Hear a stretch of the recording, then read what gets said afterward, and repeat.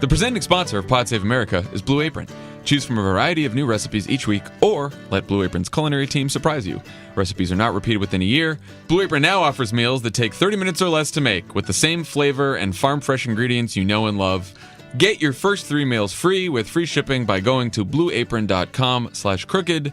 Blue Apron is a better way to... Oopsie doopsie, I've returned to obscurity. Cook.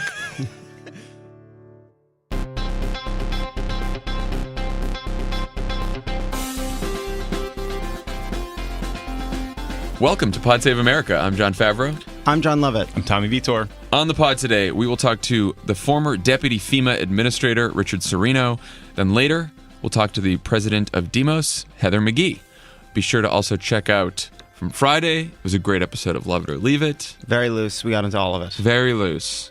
It wasn't just politics. There was some Game of Thrones. There was some Taylor Swift. It was all there. Strong views about Taylor Swift. Most animated I've ever seen the Love It or Leave It crowd was a discussion of Taylor Swift's reputation. There you go. On Pod Save the World this week, who do we have?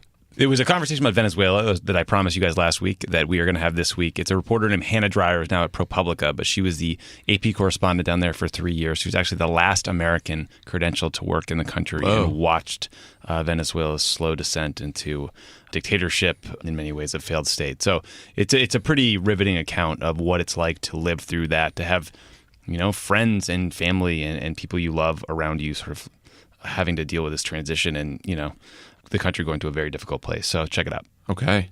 And on Pod Save the People, which will be released tomorrow, Tuesday, Jory will be talking to former state's attorney for Cook County, Kim Fox. So lots of pods to check out. Okay, let's talk about Hurricane Harvey. Over the weekend, Harvey left at least 5 people dead, dozens injured, forced thousands upon thousands to evacuate their homes. FEMA says that more than 450,000 are likely to seek federal aid from the storm. About 30,000 people are seeking emergency shelter. Currently, it's been downgraded to a tropical storm, but one that is still pounding Houston with torrential rain. It's expected to last a few more days. Probably some of you saw the terrifying warning from the National Weather Service, quote, "The breadth and intensity of this rainfall are beyond anything experienced before. Catastrophic flooding is now underway and expected to continue for days." Quite the warning from the National Weather Service. Yeah. What did you guys? What were some of your reactions watching this unfold over the weekend? I mean, I think it's a great reminder that, you know, president has to deal with everything. Every single crisis comes to you and is on your plate, and what it requires often is really great technocratic management. We had a FEMA administrator named Craig Fugate who had just been working on hurricane preparedness his whole life. You know, and the guy knew how to pre-position tons of supplies and, you know, the way the systems worked and interagency coordination and all this stuff that is not sexy. It's not interesting news when you don't care about it and don't need it, but it is so important. And so the good news is that the Trump administration has some folks. Tom Bossert was working at FEMA when Katrina struck. He's a number of Mr. Long, who's the head of FEMA now, was running the head of FEMA's hurricane program at the time of Katrina. So hopefully they have learned from the experience of that effort. But this is, you know, a catastrophic hurricane. You know, Donald Trump is not his fault that this hit, but his team is going to have an enormous task to manage it. Yeah, it's sort of it's a good example. It's probably the best example of why you need competence and experience in government, in all levels of government. Forget about also the Oval why you Office. need government, period. Why no other entity can possibly manage this. Yeah. I mean, it reminded me of, you know, in 2005, Tommy, you and I were in Obama's Senate office. Obama was a new senator, and that's when Katrina hit. Mm-hmm. And I just remember he got very involved in the response to that. And one of the things we learned there was, and one of the things he always said was, you know, a lot of people in New Orleans were abandoned even before the hurricane because there were people who were too poor and elderly and disabled to evacuate in time. Yeah. And I think you're seeing this in Houston too, that a lot of the pictures that we've seen are people who they could not evacuate in time. They did not have the resources to get out of there, and now, you know, are waiting to be rescued. Yeah, I mean, two thoughts. What our nation's overall disaster readiness is not good. The current FEMA administration's chair, Mr. Long, said we have a long way to go. Craig Fugate, the one who did it for Obama, said it sucks. So we as a country need to do a better job. But also, like you said, I mean, there are people who are poor, who are sick, who are elderly, who just can't evacuate. Love it. What did you think? Yeah, I just sort of had two thoughts over the weekend. One was just that the job of president really matters, and that when the tweeting is done and all the rest, like, it's a real administrative job. It is a job that sits on top of organizations that require presidential leadership, and what the president does in the days before a storm, during a storm, and after a storm actually do matter and make a difference on the ground. And we have somebody who's totally unsuited to it in the task. And then the other thing I couldn't help but think about is, climate change doesn't care if you believe in it or not. I was thinking about our conversation with Al Gore and I was thinking about the movie, the Inconvenient Sequel movie, because one of the things they talk about is just how strange the weather will look, and that all of a sudden it just looks like buckets of water pouring down from the sky in ways they never saw before. I was literally bouncing off the ground. Yeah, that it looks like a deluge. It looks like the sky is pouring water onto the ground.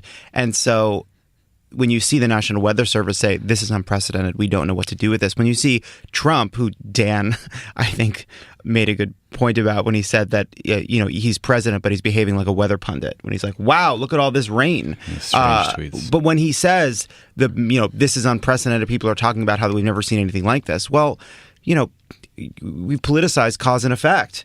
Climate change is here. This is it. This is what it looks like. It looks like a hurricane all of a sudden becomes something we've never seen before.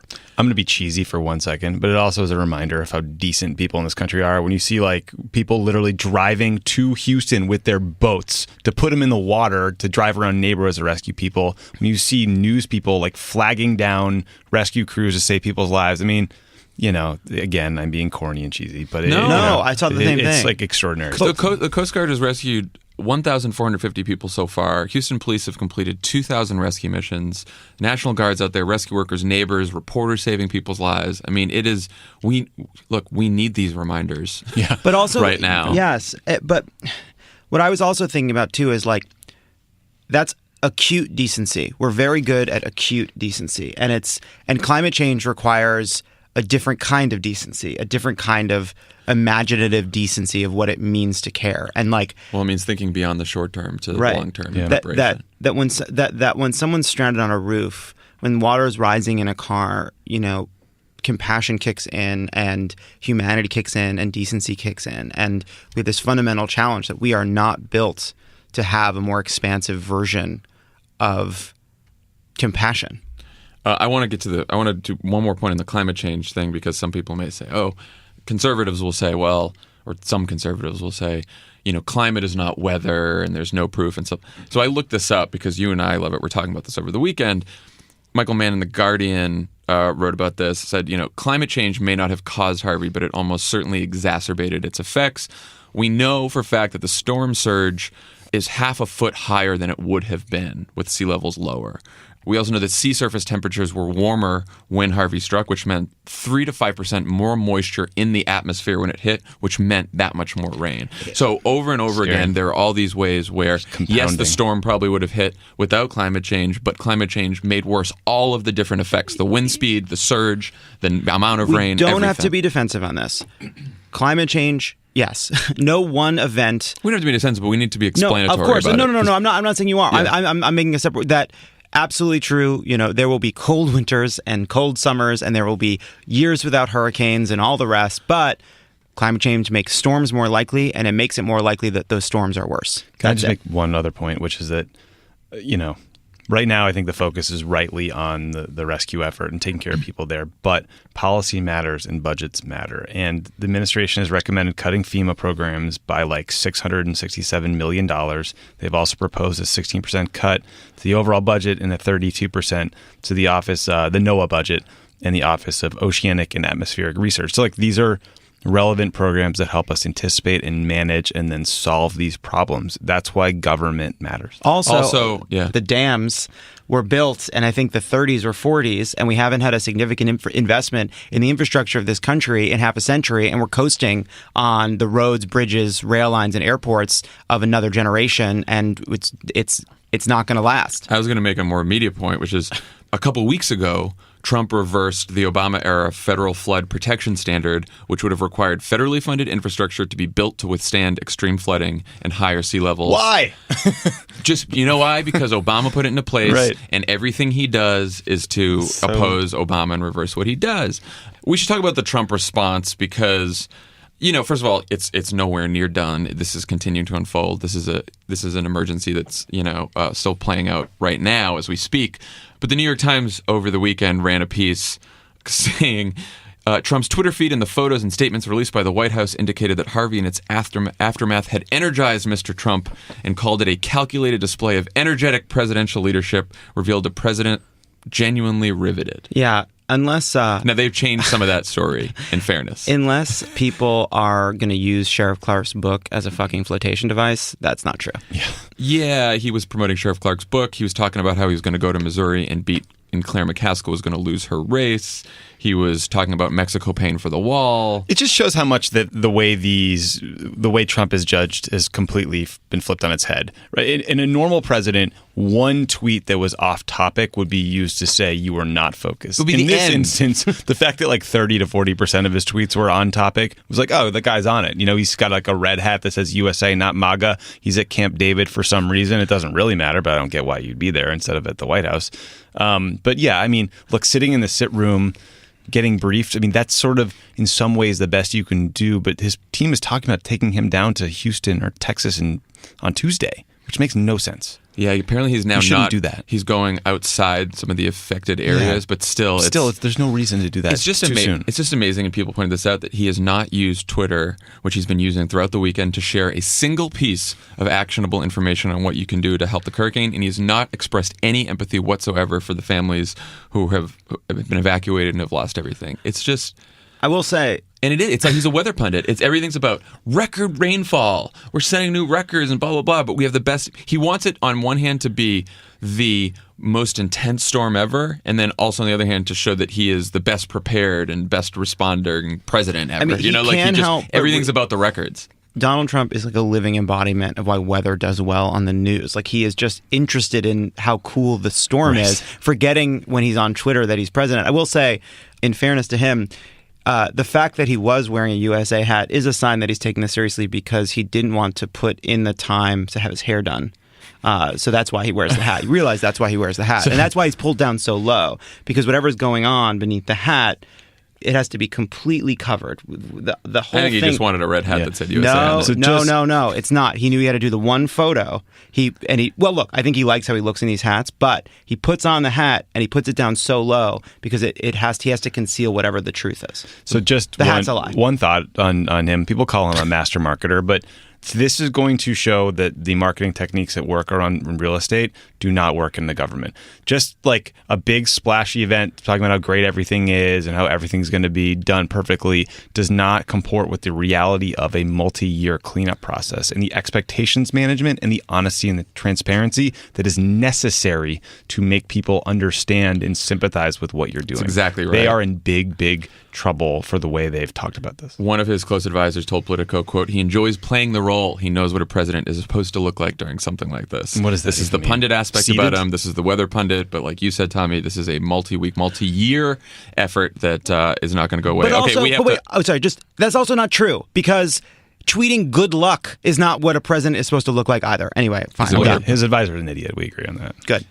Okay, up next, we will talk to former Deputy FEMA Administrator Richard Serino.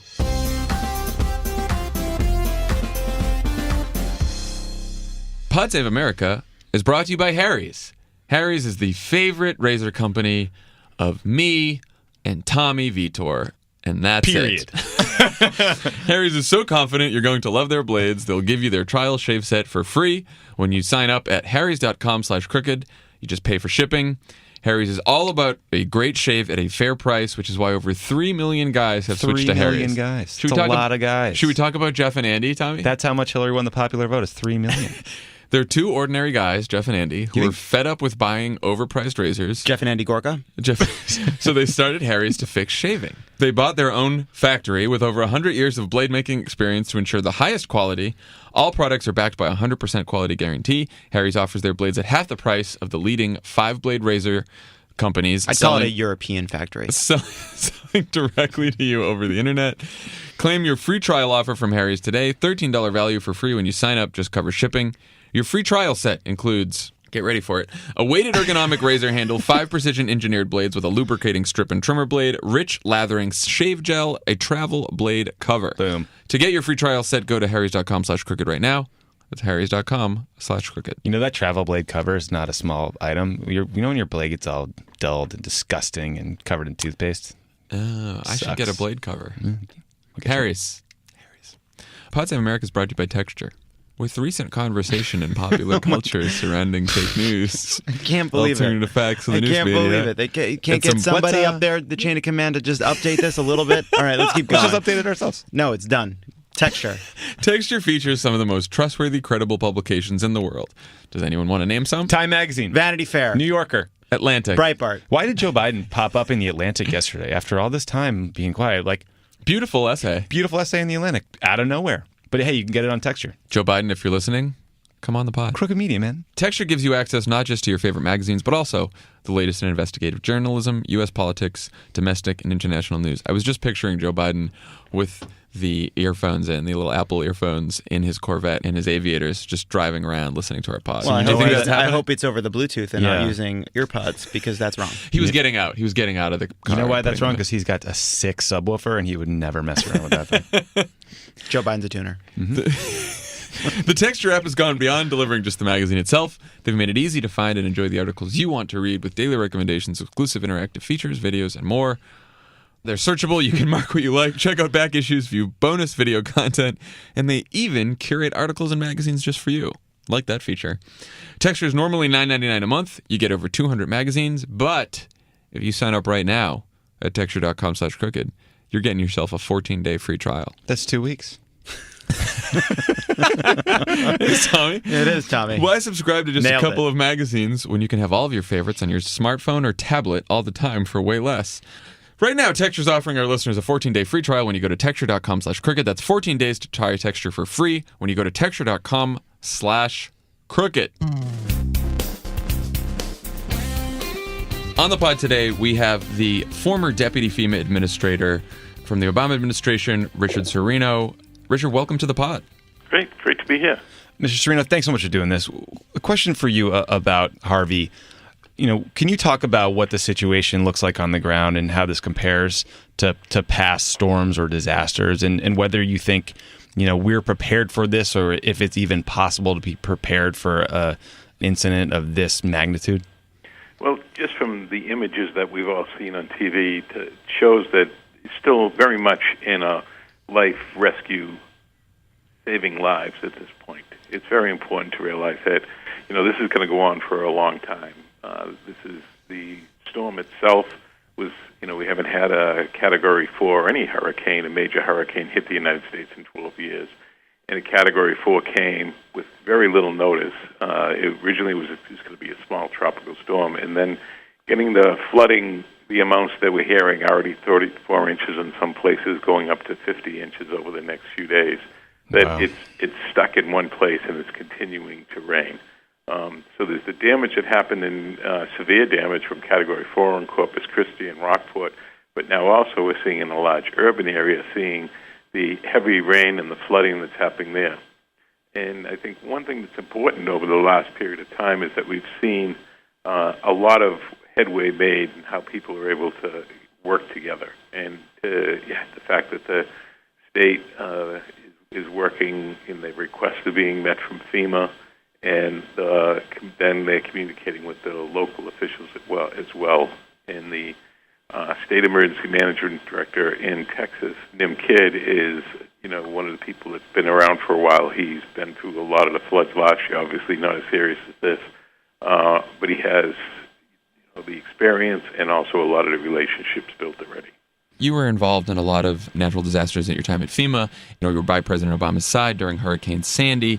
What do you do? What does the government do to prepare for a hurricane like this? And then what are some of the most important steps you take immediately following the hurricane?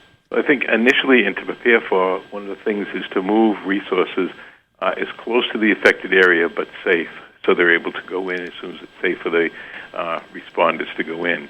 For example, moving some incident management assistance teams, some of the urban search and rescue teams that are able to go into the area ahead of time, moving some water and blankets and food into the area ahead of time, but also reaching out to a lot of the partners as well, working with the Red Cross, working with a lot of the other voluntary organizations such as the Salvation Army, Team Rubicon, getting people that are going to be there, able to help as soon as it's safe for them, but realizing that the first responders are really the ones that are really making a huge difference to people in the local communities.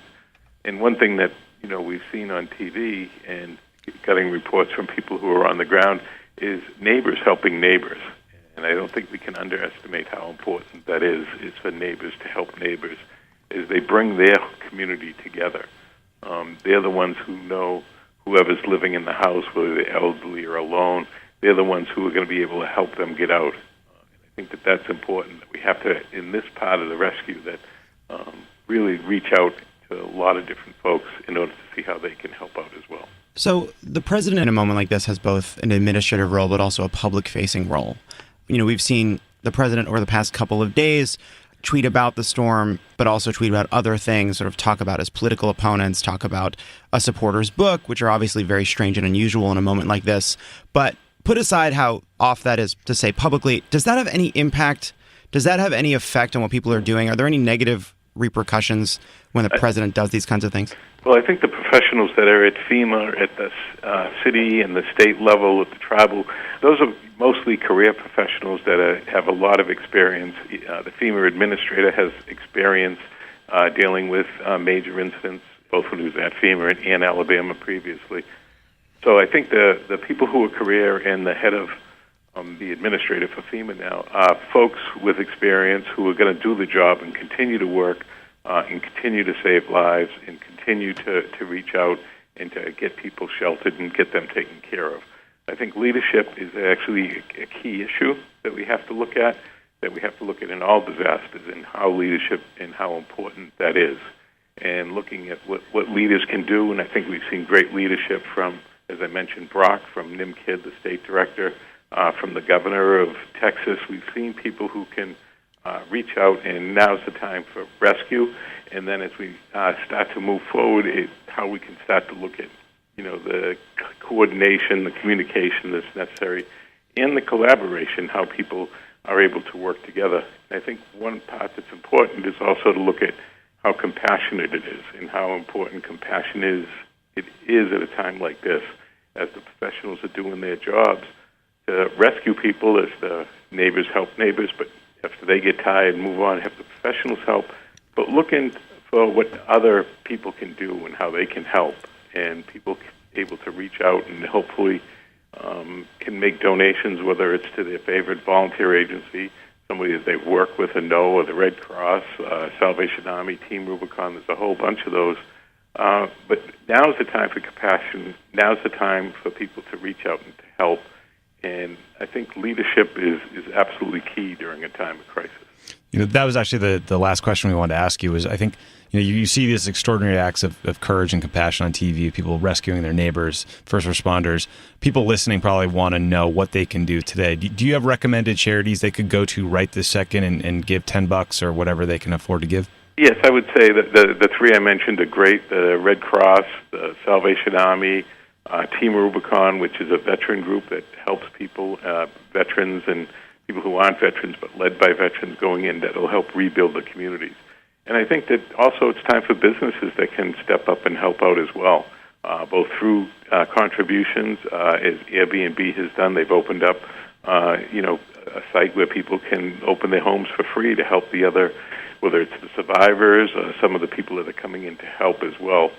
And these disasters they're not easy. They're complex issues. They're complex incidents that we have to look, and that's when we bring together the whole of community, the federal, state, local governments. We bring together the private companies. We bring together the nonprofits, as I mentioned. We bring in the faith-based community, which is huge. They're in communities throughout this country and how they are able to do it and how they're able to help out in the communities, and then reaching out to larger faith-based communities, but also reaching out to the people and understanding that this is about the people and this is about how we can help the individuals, that this is about having no ego in this, no blame. This is about making sure that the survivors, the people, are taken care of. This is not going to be a quick event. This is going to be a very long event. This is going to go on for months. It's going to go on for years. And looking at housing issues for tens of thousands of people, as it looks like now, if not more. So it's going to be a long event, and this is a time for us to make sure we're doing everything we can for the survivors. Richard, thank you so much for joining us, and we really appreciate all the incredible work you did at FEMA over the years. So we appreciate you stopping by. Okay, thank you very much. Thank you. Take care. Thanks. And again, if you guys want to donate to the Red Cross, you can text Harvey to 90999. You can also donate to the Salvation Army, Team Rubicon, Feeding Texas, Coalition for the Homeless, a number of other groups that we'll tweet out later. We should also tell you we're going to donate some of the proceeds from this episode of Pod Save America to the hurricane relief efforts. When we come back, we will talk about Joe Arpaio.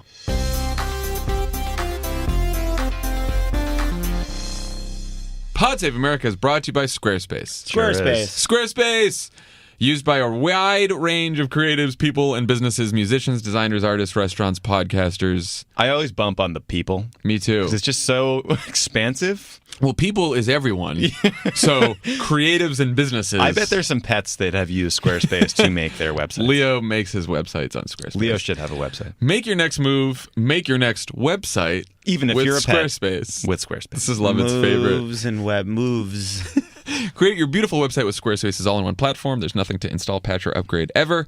They provide award-winning 24/7 customer support and will help you get your own custom domain with an experience that's fully transparent and simple to set up.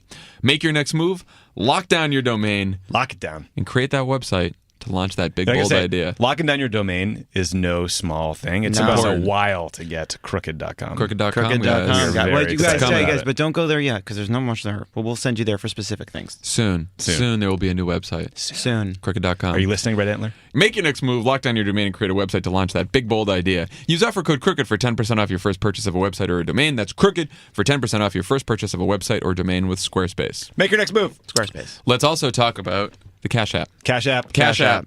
In addition to being the best way to pay back your friends and family, they are so awesome that they have now changed the organization that's going to get the $5 if you download the Cash App and you use our code. $5 now goes to the Red Cross. For Hurricane Harvey relief efforts. Yeah. So, $5 to you, $5 to the Red Cross. yeah. And maybe the $5 that goes to you, you also donate to the Red Cross. So remind me what our code is because I always forget. It's Pod PodSave. Save. Thanks, It's guys. a tough one. So download the Cash App. Have your friends download the Cash App if they haven't yet, because then you get that $5 that goes to the Red Cross. People are in need right now. So And also, we're just Help us. switching to the Cash App. Yeah. That's what We're all we're all switching in to the the Cash App. process We've already talked together. about that. And look, we can talk about network externalities and building up a critical mass of people, switching to a new Interesting app. topics. We're switching to the Cash App. We're We not are. using the other apps. And by the way, Donors Choose is still awesome. Keep going to their website. Keep funding especially projects. because I just saw this morning Donors Choose is funding projects in Texas for the hurricane relief. I mean, they're the best. everything they do is great. So great. Cash App. Cash App. Good people, great product. Use the Cash App. Good. So, as most of the media's attention was focused on Hurricane Harvey on Friday, rightly so, Donald Trump pardoned Sheriff Joe Arpaio, who violated the Fourth Amendment, tortured Latinos, citizens as well as non-citizens, in what he himself referred to as concentration camps, and showed no remorse, served no time. Wasn't have even sentenced. Wasn't sentenced yet. This, to me, is one of the worst things that Donald Trump has done. And, you know, I didn't fully appreciate how, and I talked about this on Thursday's pod a little bit, I didn't appreciate how bad Arpaio was until I dug in. Like, I was like, you guys yeah. did a good job. I was like, oh, detailing that. he's the bigoted sheriff. Tent that, cities. That, I remember knew that. that you know, that supported Trump and he spoke at rallies and stuff like that. But when you dig into the tent cities and you read about what he did, it's hard to believe that happened in America. He's proud of it. If you listen to The Daily today, Michael Barbaro's show on the New York Times. I was going to recommend people listen to it as well. Great pod. Arpaio takes a New York Times reporter through one of the camps and is bragging about how crappy the food is, and he puts on the Food Network and the Weather Channel to torture them because these are outdoor tents and it's 130 degrees, and he wants these people to see a different existence, so they'll go to Canada. He said, and he's just a horrible person. He set up webcams in women's bathrooms that people could look at online to watch the conditions in the jails to see this. This is what Joe Arpaio did in these jails. It is a lot of people died in those jails. People died. I mean, so what this pardon says is that law enforcement officers are allowed to refuse judicial commands to obey the Constitution so long as they are loyal to President Trump or friends of President Trump. To me, it is a completely different category than most things he has done so far. And I think it is absolutely it is an impeachable offense. Well, you went to Jeff Sessions and asked them to drop the case. So he's tried to meddle in this process multiple times, which is just this is one of the moments we have to remind ourselves, this is a stunning breach of protocol. This is an absolute disregard for the rule of law, period. The pardon power itself is strange. It's a strange power because it's hard to really understand why the president can sort of intercede in this way, because it is basically a rejection of the court system. It is a check against the courts, and it's the logic of it. It's all pretty murky, which is why it's always treated so carefully. And when there are departures, whether it's in the Clinton administration and Mark Rich, or the Bush administration and Scooter Libby, or the first Bush administration and Caspar Weinberger, or Ford and Nixon, the pardon power is delicate. When it's abused, there's a political cost.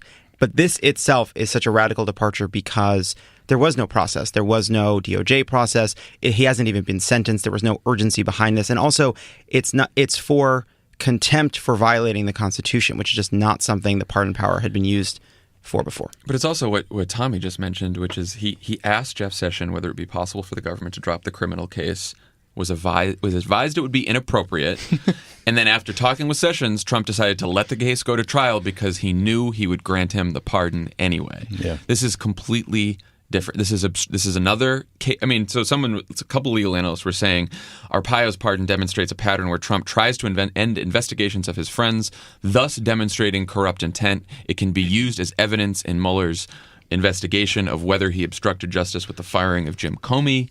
I mean, it's also a reminder of how useless his entire staff is. You go to the Attorney General and say, "Hey, can I stop this case from proceeding?" He says no. He's like, "I'll figure out another way to do it." You bring in a new chief of staff who's going to ride herd on the process and make sure things get done the right way. Apparently not. You ask Sarah Huckabee Sanders whether he's going to talk about Joe Arpaio at the event.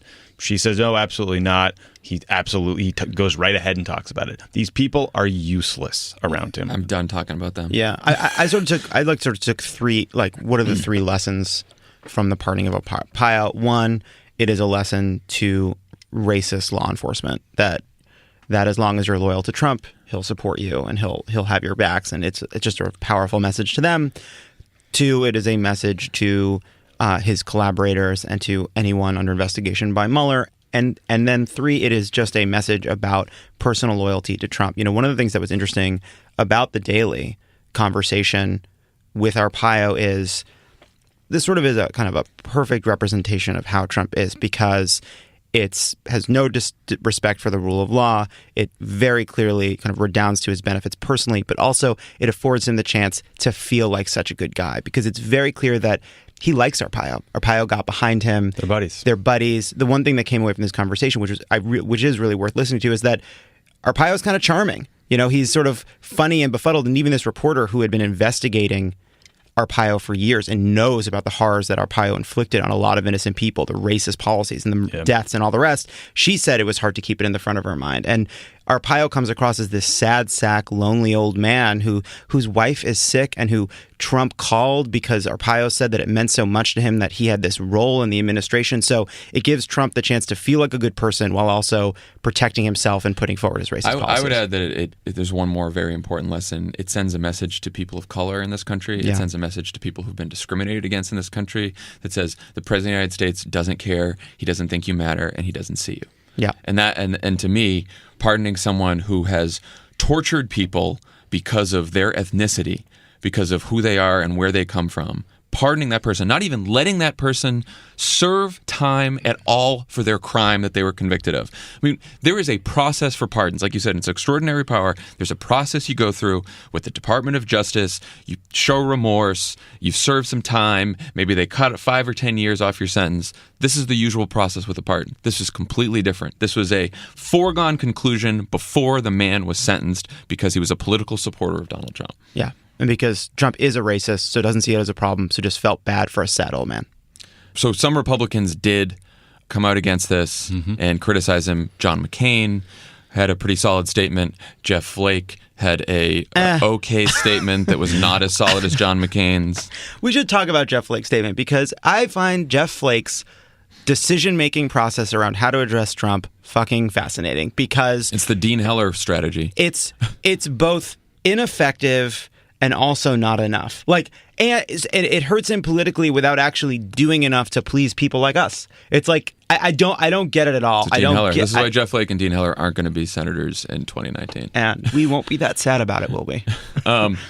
Paul Ryan did the rare statement through a spokesperson that says that the speaker disagrees with the decision, which is as much as you're going to get from Paul Ryan. But of course, for Paul Ryan, people on the right were saying, "Oh, he's done.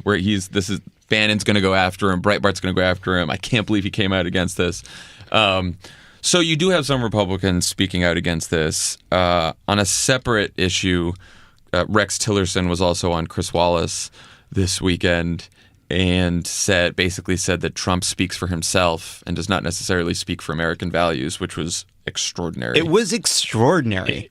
Any other weekend, it would be one of the more shocking things that's happened in politics this entire administration. Yeah. I mean, he said the president speaks for himself. Then he said, I have spoken. I have made my own comments as to our values, as well as in a speech I gave to the State Department this past week. He's distancing himself from the president of the United States. I think hopefully it speaks to the fact that Tillerson is completely fed up with the way he is treated in personal matters and the way he's, been made a joke, and he's willing to walk out the door pretty soon and start talking about what he's seen. But it is a remarkable comment to make. Mattis also. Did you see that Mattis hold the line? Yeah, gave a speech to troops that was basically in Afghanistan saying you need to hold the line until we learn to treat each other better in the U.S. Yeah, now that I think could be interpreted any one of many ways, but it is something weird's going on, man. People are fed up in those buildings, and rightly so. Walk out. It's feeling very Banana Republic lately.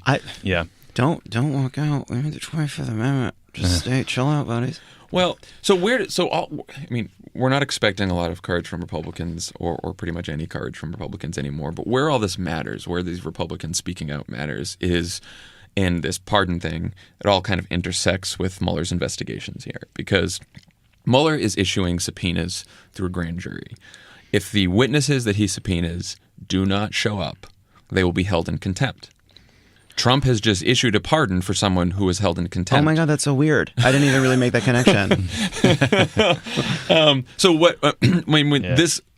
This pardon sends a signal that he is essentially nullifying Mueller's enforcement tool by pardoning those who defy orders. I mean, so we have to figure out what happens when Trump starts issuing pardons in the Mueller investigation. And pardons to prevent people from testifying, to conceal information in an investigation, is the definition of obstruction of justice. Shredding papers is not illegal. Shredding papers to obstruct justice is illegal.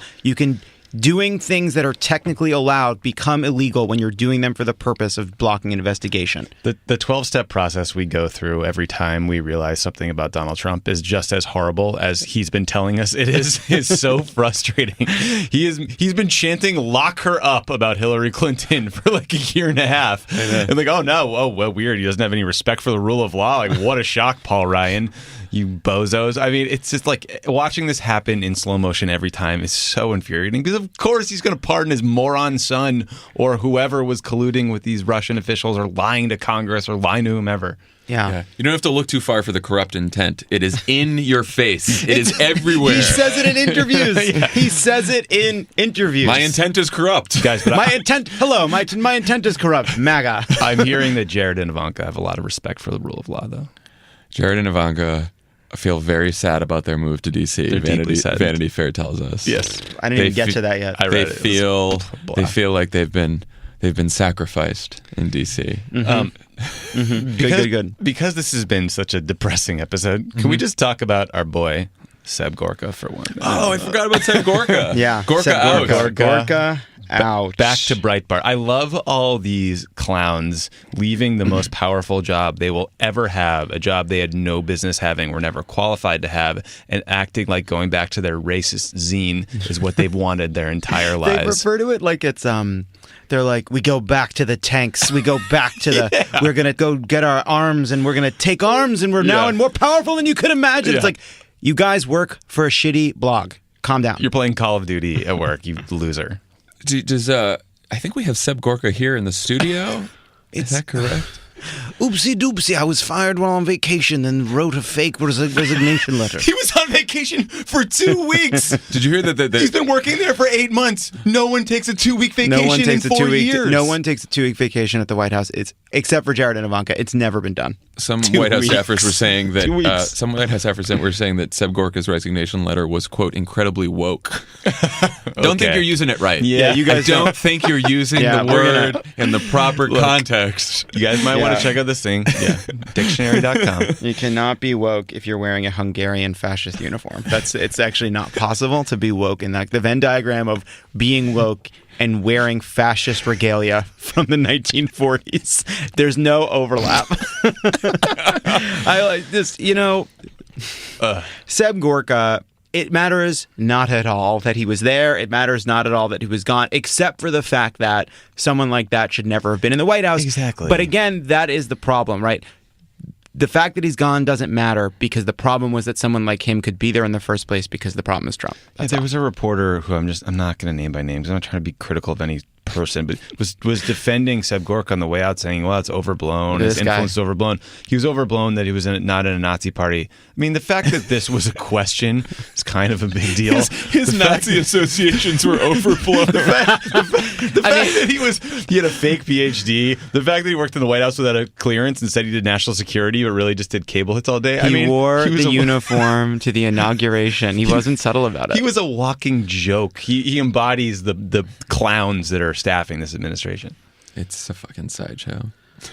But anyway, there was a story. I this still want to morning. be angry about Joe Arpaio because I'm so. It's awful. If the Democrats win the House back and they happen to drop impeachment articles against Donald Trump, the pardon of Joe Arpaio should be at the top of the fucking high list. crimes or whatever we want it to be. I know we always say this, but I still think we need for future presidents to have some norms in place where we talk about what is impeachable and what's not, and it's not just to the whims of a political majority, even though that's technically true. This is impeachable what he did. It is so outside the bounds of anything. It is a severe abuse of the pardon power.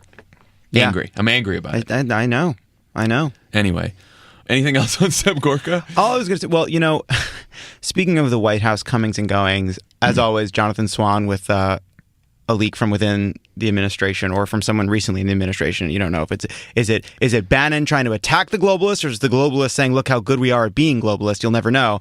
But there was a report this morning of basically what Trump was saying in a meeting about tariffs. Did you see this?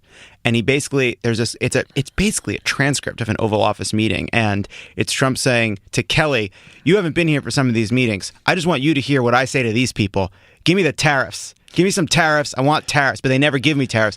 He calls Gary Cohn a globalist. That's what made me think it was Bannon. Yes. Yes, but it's a little bit also a look what we kill thing too. Because you can't tell. You can't tell if it's the globalists proud of their globalism or Bannon trying to point out their globalism. But it's a reminder that for all the ways in which this is theater and we have this crazy scenario and people like Gorka coming and going and Bannon coming and going and who's in and who's out, Donald Trump is sitting at the Oval Office desk saying, "Give me tariffs. Give me my trade war." So they're playing with live ammunition every single day. That's it. That's all I wanted to say about it. Okay, when we come back, we will talk to President of Demos, Heather McGhee.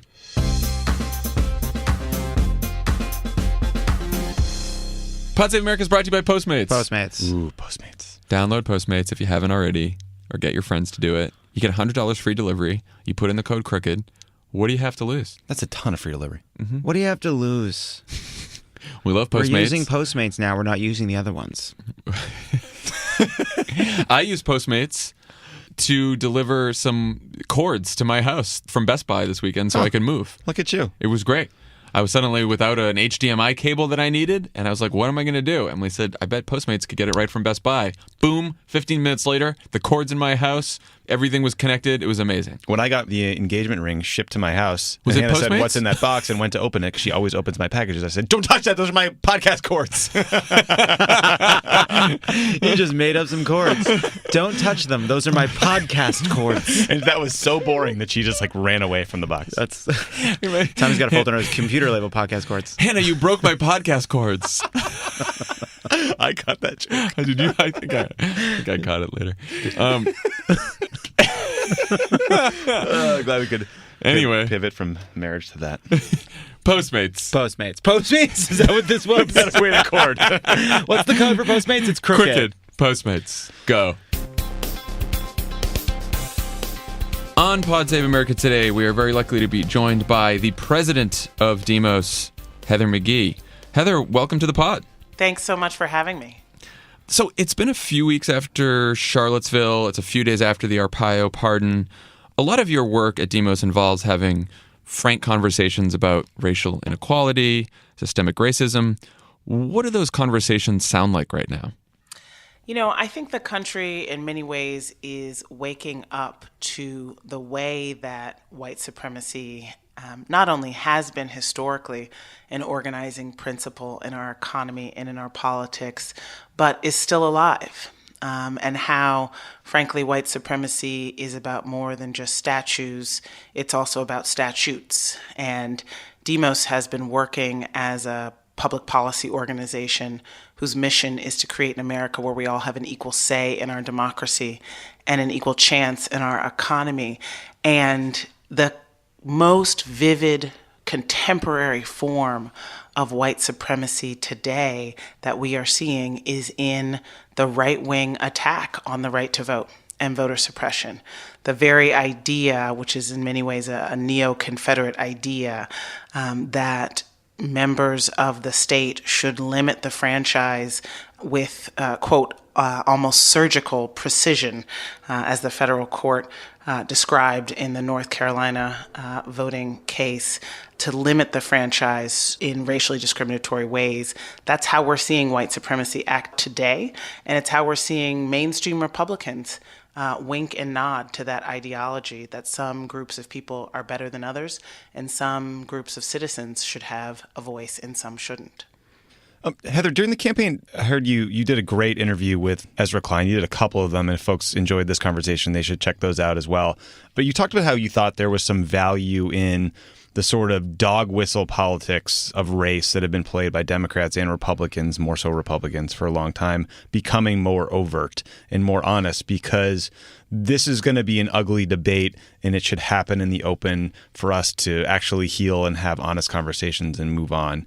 Do you feel that way still? Do you think that this conversation is one that is ugly and necessary, or has it become something else? That's a really good question. When I did those podcasts with Ezra, I really hoped that Trump turning what had been a 50-year, mostly Republican dog whistle, one that really denigrates the identity of people of color, and then importantly, right, this is the move, links people of color to government, and in so doing undermines white support for common solutions, undermines white support for government and for unions. I thought that actually having someone like Donald Trump, who most of the political class was repudiating, make that silent dog whistle into a bullhorn would be good, would help exercise the demon in many ways from our politics. Of course, I did not think that he would be able to so convincingly make it a powerful and irresistible political formula for the majority of white voters in this country. I suppose I should have been more realistic, given that, in fact, the majority of white voters have not voted for a Democrat since Lyndon Johnson signed the Civil Rights Act and the Southern Strategy really began. But I think what we're seeing now is a lot of people who, of all races, frankly, and ethnicities, who thought that the kind of torch-wielding white supremacy that was on full display in Charlottesville was a thing of the past or a thing of the shadows of the internet, are starting to make the connections, frankly, between the logic of white supremacy and the core logic in the right-wing narrative that we see on Fox News and Breitbart.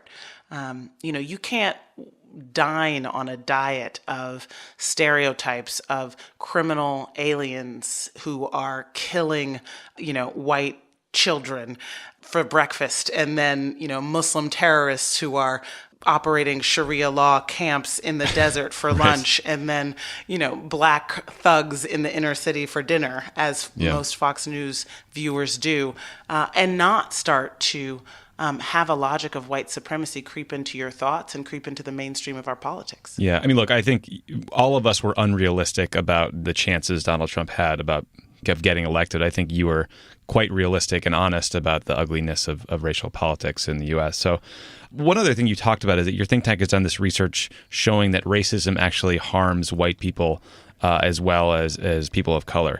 Can you talk about that research and whether you think talking about the issue and framing it in that way is able to break through with, the white working class voter that we're all agonizing about since November? Yeah, sure. I'm happy to. I'm actually working on a book about the costs of racism to white people right now. And it's been a fascinating journey to really understand and try to articulate that ultimately in an interconnected society, our fates are linked, and that there are personal, economic, and social costs of racism to white people. A really vivid example of this is in the financial crisis, where Demos was working as part of our economic inequality work back in the early 2000s to really raise the alarm about the predatory practices that were distorting the financial market, that were absolutely discriminatory in many different ways in the housing market, payday lending, et cetera. And those bad loans, those discriminatory loans, those subprime loans were then packaged, of course, and sold across the financial system and ended up creating the financial crisis of 2008, which of course cost tens of trillions of dollars in lost wealth and jobs, not just for the African Americans and Latinos who were targeted in the original instance, but for everyone. So that is a vivid example of the economic cost of racism, not just to the people who are originally targeted, but to all of us. And I think we're also seeing that in terms of the way that our democracy is so distorted. There is a racial logic to, obviously, the intentional discrimination that Republicans have been found guilty of across the country since the election of President Obama, that is also undermining our democracy for everyone. Barriers to voting and registration that have been erected are obviously targeted towards African Americans and Latinos, but trap up white college students, white women who don't have the right ID with their current name on it, etc. Do you see anybody that's sort of scrambling that divide well, that's sort of overcoming that racial divide to talk about issues for working people, either a message or messenger that you think sort of has this right? It's funny. In some ways, you have to actually go back to Jesse Jackson and his Rainbow Coalition. He had a really beautiful way. It may not have occurred to most people to go back to Jesse Jackson's political speeches lately, but I think you'll find something pretty surprising and wonderful in it, that he had a beautiful way of talking about the loss of jobs and the economic problems in the country, and making it very clear that the ruling elite were the ones who benefited from a divide and conquer strategy. My colleague Ian Haney Lopez and I wrote an article during the heat of the Democratic primary between Hillary Clinton and Bernie Sanders called How Economic Populists Like Bernie Sanders Should Talk About Racism, because the idea there was that we were being forced as Democrats to make a false choice between being very real about the racial and gender divides in this country and racial and gender oppression, and speaking up about the economic inequality. It's so silly to think that Democrats, this sort of argument that Democrats are not sufficiently economically populist because of, Black Lives Matter activists in Ferguson, right? It's not them who is, it's not people who want to see racial and gender justice who are keeping the Democrats from having an economic populist message and agenda. It's their donors, and it's wealthy people and corporate interests that have infiltrated into the heart of the party. And so it's very frustrating, the idea that there should be this choice, when, of course, not only is the majority of working class people of color and women and immigrants today working in the service industry, but working class people of color and white people have an enormous amount to gain from uniting their interests. Yeah, it's very frustrating. And, we were on the Obama campaign in 2008 and didn't try to make that choice, right? It was about economic justice and racial justice and social justice. And it wasn't a choice. So just about 1 year ago, you were a guest on C-SPAN when a white man from North Carolina named Gary called in and said he was prejudiced and that he feared black people. And you were incredibly calm and thoughtful in your response. The exchange went viral. Apparently, he called in last week to say that he's changed and that you guys are now personal friends. So what happened in the intervening year? Did you guys see Dunkirk together? What's going on?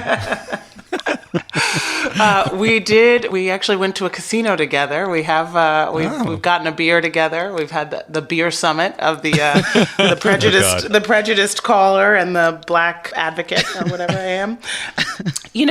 I was not expecting what happened last August at all, right? I mean, I went on C-SPAN's Washington Journal to talk about economic policy, to talk about Demos' support for debt-free college, to talk about the election.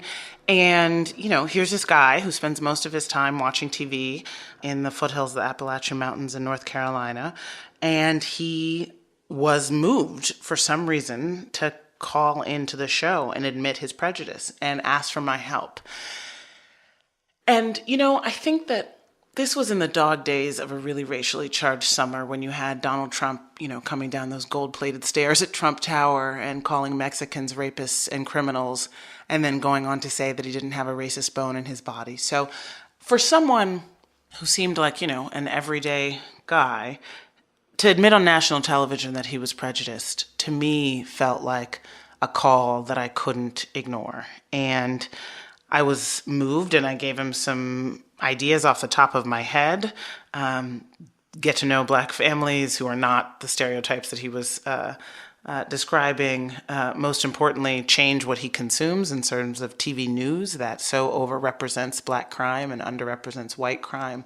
But I also importantly told him to pick up a book and to read about the history of this country. And really, that is what has done it. Gary would later on join Twitter to find me. His first tweet was, "How does this thing work?" He direct messaged me, and I communicated with him, and we had a phone call. And soon after, he went to the bookstore and got a whole bunch of books from The New Jim Crow to Bryan Stevenson's Just Mercy. He loves Cornel West now. I mean, he has really taken what he calls a walk to really understand how it is that we got to this place in this country. And, he gives me a lot of credit. We have become friends. I did go down to North Carolina for work a few months later and did meet with him. And I was actually back in North Carolina just last week interviewing him for the book that I'm working on. He gives me a lot of credit, but I give him a lot of credit for being willing to be humble, to have a little bit of sort of joy and wonder whenever he comes upon another prejudiced thought in his mind. He loves to kind of catch himself in that moment, for being willing to talk to his friends, all of whom are kind of your prototypical Trump voters. He's lost some friends over this transformation that he's made, but I can say that he's also gained one for sure. It sounds like you need to put out this sort of anti-racism, course list, the syllabus that you've put together for this guy. I know. I was thinking it's funny that someone being kind and gracious on cable TV is what goes viral these days. But like, it's pretty amazing that you had that poise in that moment, because boy, you could see that going a different direction. It's true. I do think that we are suffering from, this goes without saying, but a tremendous lack of leadership, not just from Donald Trump, who's obviously, making it very clear whose side he's on, but also we have not, as a country, for really 50 years since the civil rights movement waned, had an honest reckoning about the way that this country was founded on a notion of racial hierarchy and on the lie that some groups of people are better than others. There are other societies that have had truth and reconciliation commissions that have made sure that education from the earliest levels is very clear about our past. And, we, I think, as Americans, hold very dear to a mythology of American innocence. It is heartbreaking to engage even just a little bit in the truth of how much racial violence and oppression has shaped our society and still does today. And yet, the only way that we can actually get beyond it, and I think really all of us, white people, people of color, want to get beyond it, want to be able to have a country that is, fully lives out the potential of its humanity and fully lives out the potential of being a multiracial demos, right? The name of my organization is Demos, but it means the people of a nation. We've got to be honest about it. And we have so much denialism from white supremacy and white nationalists, obviously, but even on to the kind of mainstream racial grievance that is now kind of the majority opinion, particularly among white working class voters. The idea that racism no longer exists against people of color, that racial competition is a zero-sum game, and progress for people of color has meant that has come at the expense of white people. We've gone backwards in some ways in our racial discourse. And I think it's going to take leaders in the private sector, in the public sector, in schools, in faith groups, to really stand up and say that we can't keep lying to ourselves and that it's going to take work, but we should take some good old-fashioned American pride in doing that work. Yeah, and Gary's story is instructive here. It starts with turning off the TV, picking up a book, and having a real conversation, That's right. Heather, thank you so much for joining us. We really appreciate it. And come back again soon. All right, my pleasure. Thank you, guys. Thanks. Take care. Bye. All right. We get great guests on this show, by the way. We got great guests. Great guests. They're very smart. They're very thoughtful. Heather was excellent. Richard Serino was excellent. We had a good show today. We had a good show. Anyone want to talk about Game of Thrones? Look, some people were Spoiler asking. alert. There's no spoilers. We're not going to talk about the show itself, but we will talk about the viewing experience. I went over to John and Emily's. You should have seen Lovett's face. He did not Is know that that even Bill, the Game of Thrones music? He did not know Bill was going to play I think that. that's just not even. I think that's just generic action music now. That's what we're at. Thanks, Bill. All right, great. There was one moment where Emily did turn to me and say, "This is my house," when there was a debate over whether it was acceptable to start cooking tortellini at the 40-minute mark.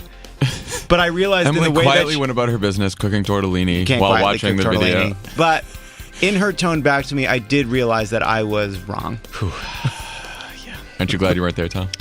Yeah, although I TiVo'd it because Hannah's family's in town, and then went to start it at like 7:30, and it just wouldn't work. Should we talk about why Hannah's family was in town, Tommy? Should we talk about it, Tommy? Oh yeah, I got engaged this weekend. Tommy got engaged! Tommy got engaged this weekend. What an outro. What an outro! I figured we'd save it for the outro. We I wanted to look at Tommy to make helped sure he wanted to talk about it. I know. Had some news. Yeah, I for the first time in our relationship made a big stink about demanding a birthday party as a bit of a birthday princess, birthday prince. I don't want to be the gender normative. Yeah, I demanded that Hannah throw me a party, but what it actually was a ruse to get a bunch of people in one place, and proposed to her Saturday morning and got to tell her that her entire family was landing at LAX in the next half hour. I was talking to Such a happy my day. birthday party was her engagement party. I was talking to Hannah's dad about what happened if right when they landed they called you and you're just like, she said no, just get back on the plane. Get back on the plane. Stay on the tarmac. Stay on the tarmac. There's some preparatory work that goes into these things that helps you ensure that doesn't happen.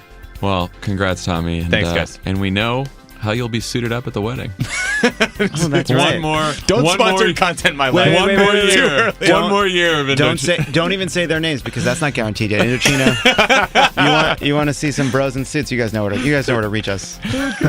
That's all the time we have for today. You know, we didn't even get to the fact that there's a new Russia story that came out today, but I don't know. Let's just say it's bad for Donald Trump. Bad for Donald Trump. You've already made up your mind. You're listening to this. It's a couple hours later. The emails are something like this.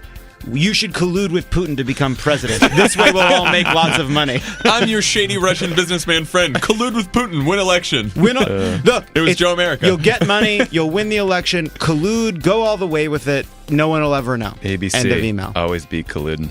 All right. On that note, Is that it? we'll see you later this week, guys. It's time to expose the crooked media deception. Yes. Great.